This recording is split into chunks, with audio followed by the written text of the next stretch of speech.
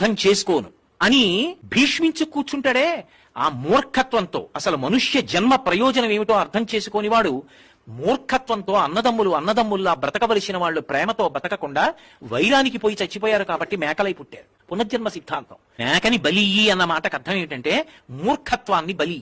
ఒక దున్నపోతుని బలియ్యి అన్న మాటకు అర్థం ఏంటంటే దున్నపోతు పిరికితనానికి గుర్తు. పిరికితనమే పునర్జన్మకి హేతువు. ఈ శరీరము నేను కాదు, నేను ఆత్మ, ఇది పడిపోతుంది. ఏమవుతుంది ఇది పడిపోతే? ఏమవదు, నేను ఎప్పుడూ ఉంటాను.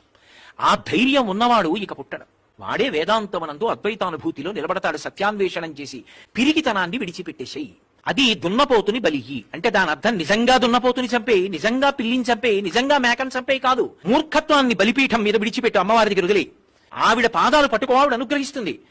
దొంగతనాన్ని విడిచిపెట్టు, దొంగ బుద్ధిని. మూర్ఖత్వాన్ని విడిచిపెట్టు, అమ్మవారు అనుగ్రహిస్తుంది. ఇది చెప్పడం ఈ మూడిటిని బలి అన్న మాటకి సంకేతం, అంతేగాని వాటిని చంపమని కాదు. మళ్ళీ చెప్తున్నాను.